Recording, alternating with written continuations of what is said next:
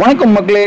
உலகத்திலே அதாவது சாப்பிட்ற பொருளே அதிக புரதம் உள்ளது, அதிகம் சுவையானது, எந்த ஒரு சைடு எஃபெக்ட்டும் இல்லாத ஒரே உணவுனா அந்த மீன் தான். அந்த மீனை பற்றி தான் நம்ம இன்னைக்கு பார்க்க போகிறோம். அதோட இந்த மீன் இருக்கு இல்லையா, கடலில் பிடிச்ச அந்த மீனோட அதிகமாக சுவை, அதாவது டாப் 10 சுவையாக இருக்கிற மீன் எது அப்படிங்கிறதான் பார்க்க போகிறோம்.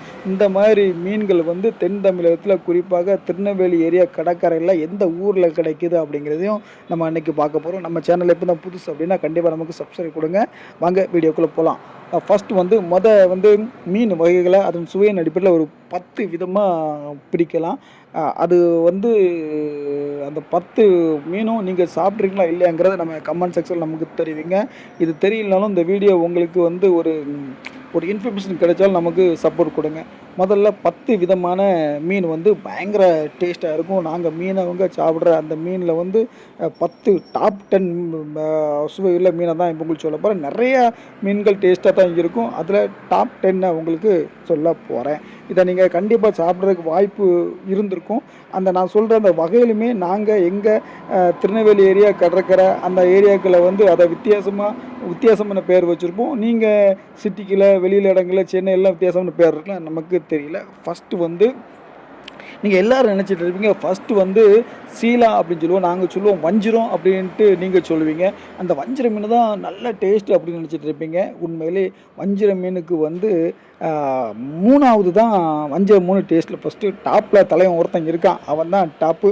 அதுதான் உலகத்திலேயே அதிகமான சுவை மிகுந்த ஒரு முதல் நம்பர் மீன் அப்படின்னா அதுக்கு பேர் குதிப்பு மீன். அந்த குதிப்பு மீன் தான் பயங்கரமாக இருக்கும், பயங்கர டேஸ்ட்டாக இருக்கும். அப்படியே குழம்பு வச்சு சாப்பிட்டிங்கன்னா தேன் மோளை இருக்கும். அதேமாதிரி பொரிச்சு சாப்பிட்டாலும் ஜம்முன் இருக்கும். அதுதான் உலகத்திலே ஃபஸ்ட்டாக டேஸ்ட்டில் அதை அடிச்சிக்கவே முடியாது. அதுதான் ஃபஸ்ட்டு. சரியா? அப்புறம் நம்ம 2ஆம் நம்பரில் யார் வராங்கிறத நம்ம பார்த்துக்கலாம். 2ஆம் நம்பரில் வர்ற தலைவன் வந்து கனவா மீன். இந்த கனவா மீனை அடிச்சிக்கவே முடியாது. கிட்டத்தட்ட சாப்பிடாத குழந்தைங்க கூட சாப்பிடாத மனுஷன் கூட சாப்பிடுவாங்க. அந்தளவுக்கு புரதச்சத்து அதிகமாக உள்ளது, டேஸ்ட்டான உள்ளது. 2ஆவது உள்ளது கனவா மீன். நீங்கள் சொல்லுவீங்களா, நீங்கள் நினச்சிருப்பீங்க வஞ்சிரம் தான் ஃபஸ்ட்டு அப்படின்னு நினச்சிருப்பீங்களா? அது இல்லை. அந்த வஞ்சிரம் 3வது இடத்துக்கு தான் கொடுத்துருக்கோம். வஞ்சிரமும் தலைவனுக்கு ஒரு தனி இடம் உண்டு வஞ்சிரத்துக்கு. அதனால் வஞ்சிரத்தோட அந்த நம்பர் வந்து 3 தான். 4வது நம்பர் நீங்கள் பார்த்தீங்கன்னா பாறை மீனை அடிச்சிக்கவே முடியாது. குழம்பு வச்சு சாப்பிட்றதுக்கும் சரி, அதேமாதிரி பொரித்து சாப்பிட்றதுக்கும் சரி, பயங்கரமான ஒரு மீன்னா பாறை மீன். 4ஆம் நம்பரில் தலைவன் பாறை மீன் இருக்காப்புல. 5ஆம் நம்பரில் இறால் வந்து உங்களுக்கு சொல்லவே தேவையில்லை. அந்தளவுக்கு புரதச்சத்தும் பயங்கரமான ஒரு டேஸ்ட் உள்ள ஒரு பொருள் அப்படின்னா இறால். 5வது இடத்துல தலைவன் இறால் வந்திருக்காப்புல. அதேமாரி 6வது இடத்துல நண்டோட சுவையை அடிக்கவே முடியாது. நண்டுனா வந்து சிறு குழந்தைங்க வந்து பெரியவங்க வந்து ருசித்து சாப்பிடுவாங்க. நண்டு தான் 6வது இடத்துல இருக்காப்புல. 7வது இடத்துல எல்லாருக்கும் பிடிச்ச ஒரு மீன் நெத்தலி. அந்த நெத்தலியை அடிச்சிக்கவே முடியாது. நெத்தலி குழம்புக்குன்ட்டு ஒரு தனி ரசிகர் கூட்டம் உண்டு. அதேமாதிரி நெத்தலி கருவாடுக்கு ஒரு ரசிகர் கூட்டம் உண்டு. நெத்தலி கருவாடெலாம் வேணும் அப்படின்னா நமக்கு வாட்ஸ்அப் நம்பர், இதில் உள்ள வீடியோக்குள்ளே நீங்கள் பார்த்தீங்க அப்படின்னா அதில் வாட்ஸ்அப் நம்பர் கொடுத்துருக்கோம். நம்ம கருவாடு வந்து எல்லாத்துக்குமே சப்ளை பண்ணுறோம். உங்கள் எஸ்டி கொரியரில் வீட்டுக்கு அனுப்பி வைக்கணும். அதனால் கருவாடு வேணும் அப்படிங்கிறவங்க கண்டிப்பாக நம்ம கொடுத்துருக்க நம்பரில் நீங்கள் கான்டாக்ட் பண்ணுங்கள். உங்களுக்கு எஸ்டி கொரியர் மூலமே அனுப்பி வச்சுருவோம்.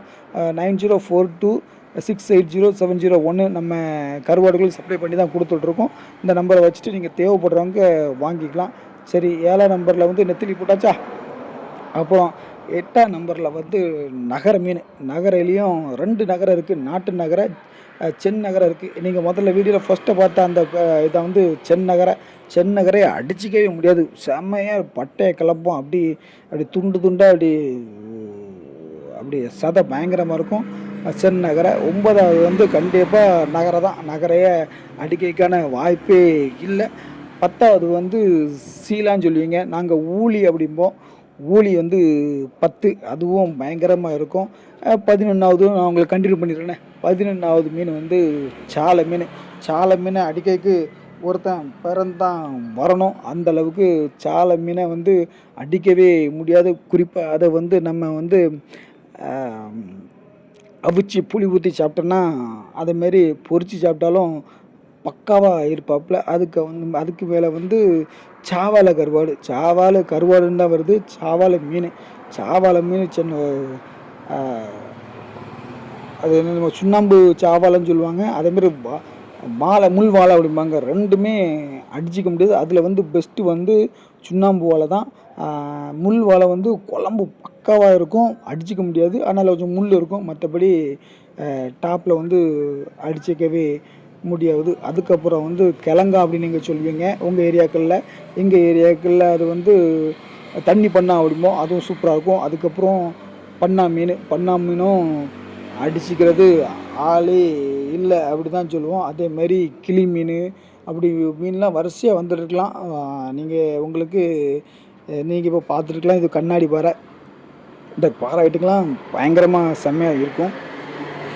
இப்போ நீங்கள் பார்த்துட்டு இந்த மீனில் வந்து ஒரு திருநெல்வேலி ஏரியா ஒரு கரையில் அப்படி குவியலாக கிடைக்குது. அந்த இடம் என்ன அப்படிங்கிறத உங்களுக்கு தெரிஞ்சால் சொல்லுங்கள். இது ஒரு மீனவ கிராமம். இந்த மீனவ கிராமத்தை நீங்கள் கண்டிப்பாக பார்த்துருப்பீங்க. இது வேறு எங்கேயும் இல்லைங்க.